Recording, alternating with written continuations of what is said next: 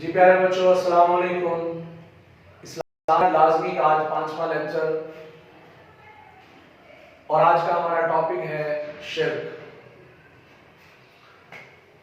شرک کے بارے میں آج گفتگو کی جائے گی۔ شرک کیا ہے، شرک کی ابتدا کب اور کیسے ہوئی، شرک کی وجوہات کیا ہیں اور شرک کا مفہوم کیا ہے، شرک کی اقسام کتنی اور کون سی ہیں۔ شرک کو سمجھنے سے پہلے ایک بار ہمیں توحید والا لیکچر دوبارہ سننا اور پڑھنا ہوگا، کیونکہ اگر توحید اچھی طرح سمجھ میں آ جائے تو شرک کو سمجھنا آسان ہو جاتا ہے۔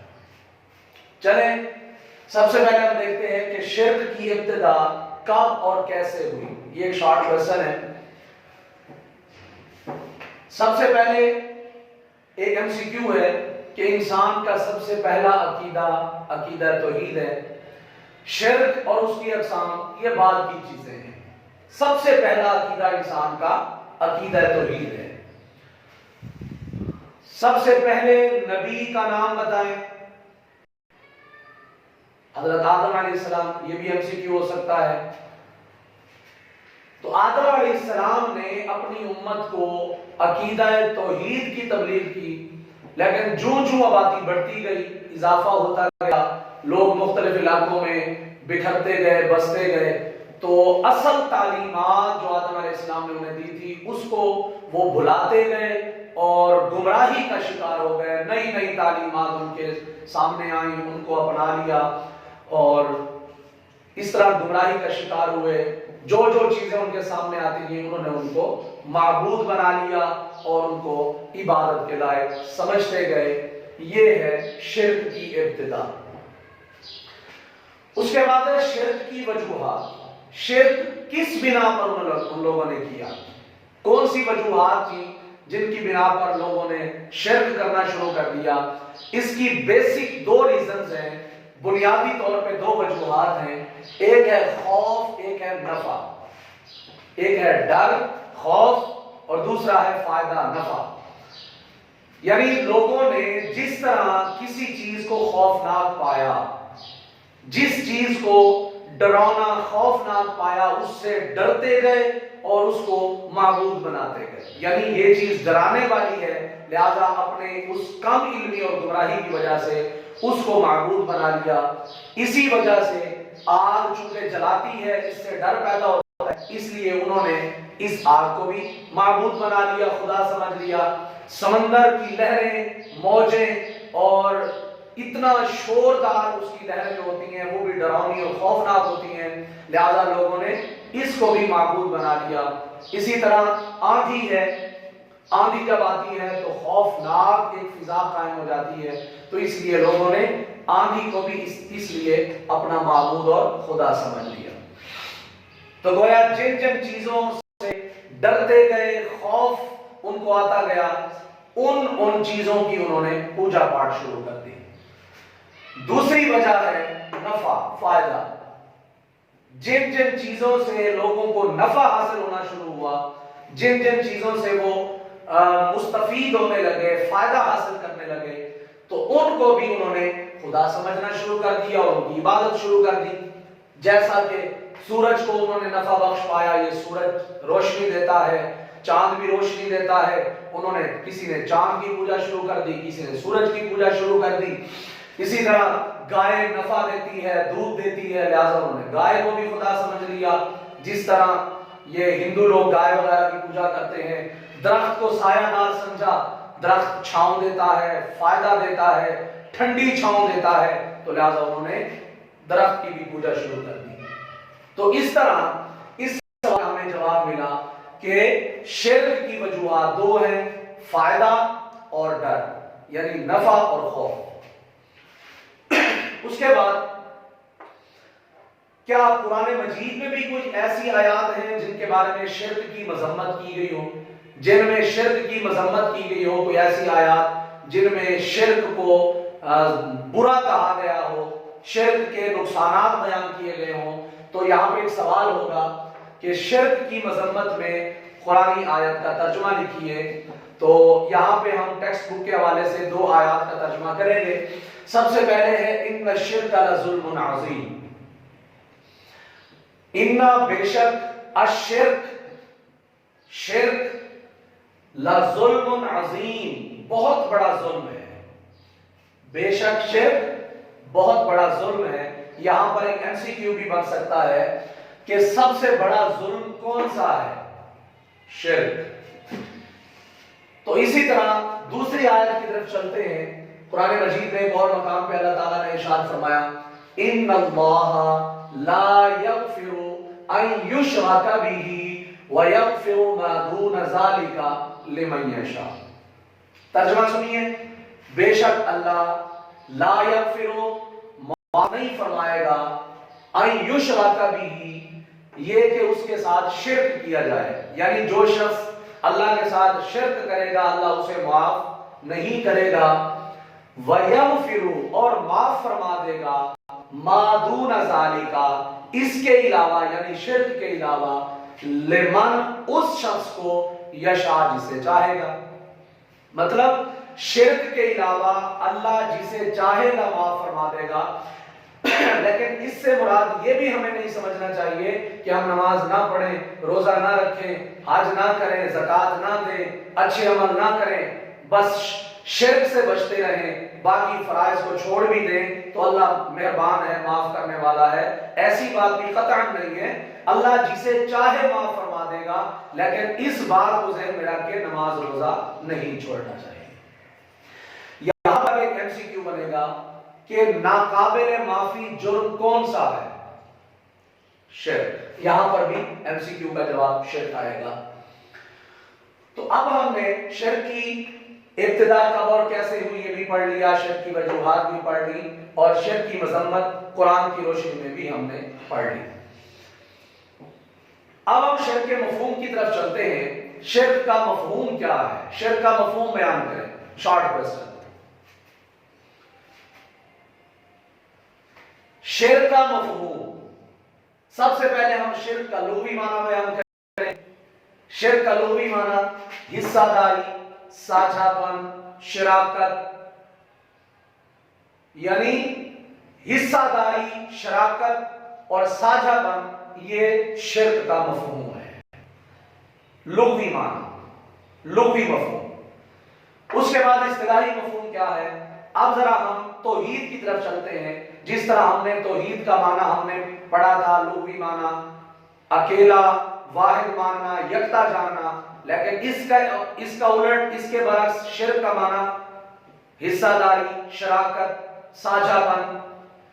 اس کے مفہوم میں, اصطلاحی مفہوم میں ہم نے پڑھا تھا کہ اللہ تعالیٰ کو اس کی ذات میں, اس کی صفات میں اور صفات کے تقاضوں میں واحد, یکتا اور اکیلا ماننا یہ توحید ہے. اس کا الٹ کیا ہوگا؟ اللہ کو اس کی ذات میں, اس کی صفات میں اور صفات کے تقاضوں میں اس جیسا کسی دوسرے کو سمجھنا یہ شرک ہوگا. گویا توحید سمجھ میں آ جائے تو اس کا الٹ کیا ہوگا؟ شرک ہوگا. تو شرک آٹومیٹکلی سمجھ میں آ جائے گا. مفہوم اس کا ہوگا اللہ تعالیٰ کو اس کی ذات میں, اس کی صفات میں اور صفات کے تقاضوں میں کسی اور کو اس کا حصہ دار یا ساجی سمجھنا, اس کا شریک سمجھنا, شریک ماننا یہ شرک کا اصطلاحی مفہوم ہوگا. اس کے بعد ہم نے توحید میں پڑھا تھا توحید کی اقسام کتنی اور کون سی ہیں. اسی طرح شرک میں ہوگا شرک کی اقسام کتنی اور کون سی ہیں. یہ شارٹ کوسچن ہے. اور MCQ کیا ہوگا؟ شرک کی اقسام ہیں 2 3 4 5 3 اقسام ہیں. تو شرک کی اقسام کون کون سی ہیں؟ ذات میں شرک, صفات میں شرک اور صفات کے تقاضوں میں شرک. آئیے سب سے پہلے ہم ذات میں شرک دیکھتے ہیں. جس طرح ذات میں توحید ایک الگ سے شارٹ کوسچن تھا, ذات صفات میں توحید, صفات کے تقاضوں میں توحید, اسی طرح ذات میں شرک یہ ایک شارٹ کوسچن ہے, صفات میں شرک یہ ایک شارٹ کوسچن ہے, صفات کے تقاضوں میں شرک یہ بھی ایک شارٹ کوسچن ہے.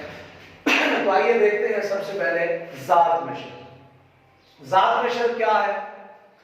اللہ تعالیٰ کی حقیقت میں، اللہ کی ذات میں اس جیسا کسی اور کو سمجھنا، اللہ کی حقیقت میں کسی کو حصہ دار جاننا، یا پھر اللہ کی اولاد ماننا یا اللہ کو کسی کی اولاد ماننا، یہ ہے صفات میں شرک، ذات میں شرک۔ یعنی اللہ کی ذات میں کسی کو اللہ جیسا سمجھنا، حقیقت میں اللہ جیسا سمجھنا، اللہ کو کسی کی اولاد سمجھنا یا اللہ کی اولاد سمجھنا، یہ اللہ کی ذات میں شرک ہے۔ جیسا کہ سابقہ قومیں یہ عقیدہ رکھتی تھیں دو خداؤں کا، جیسا کہ آج بھی کچھ ہندو مت کچھ قوموں کا یہ نظریہ ہے کہ وہ سنویت یعنی دو خداؤں کا عقیدہ رکھتے ہیں، یعنی ایک نیکی کا خدا، ایک برائی کا خدا، اور کچھ لوگ تو اس سے بھی آگے چلے جاتے ہیں، وہ کہتے ہیں کہ نیکی کا خدا الگ ہے، وہ نیکی کی توفیق دیتا ہے، ایک برائی کا خدا ہے، رزق دینے والا خدا اور ہے، اولاد دینے والا خدا اور ہے۔ مطلب یہ سارے اس طرح کے عقائد رکھنا شرک ہے۔ اللہ وحدہ لا شریک، اللہ ایک ہے۔ اسی طرح عقیدہ تثلیث، تین خداؤں کا تصور، جیسا کہ یہودیوں کا عقیدہ ہے، عیسائیوں کا عقیدہ ہے کہ عیسیٰ علیہ السلام کو خدا سمجھنا، موسیٰ علیہ السلام کو خدا سمجھتے تھے، جبریل کو خدا سمجھتے تھے، تو مطلب اس طرح کا عقیدہ رکھنا یہ بھی غلط ہے۔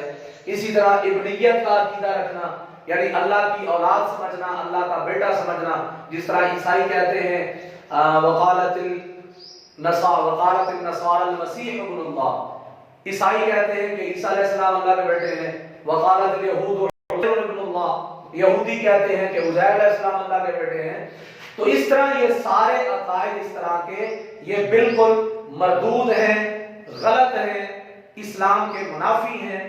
صحیح عقیدہ یہ ہے کہ اللہ ایک ہے، اللہ کے سوا کوئی اور معبود نہیں ہے، یہ ہے ذات میں شرک، ذات میں شرک۔ تو اس چیز کی نفی یعنی ذات میں شرک جو ہے اس کی نفی سورہ اخلاص کرتی ہے، سورہ توحید، سورہ اخلاص، یعنی جو ہم نے توحید میں ہم نے پڑھی تھی، توحید کے ٹاپک میں وہی آیت ہم یہاں پر بھی پٹ کر سکتے ہیں کہ لم یلد، اس کی کوئی اولاد نہیں، ولم یولد، وہ کسی کی اولاد نہیں۔ یہ ہے عقیدہ توحید اور ذات میں شرک کی نفی۔ اسی طرح ہم اگلے شارٹ کوسچن کی طرف چلتے ہیں، صفات میں شرک سے کیا مراد ہے؟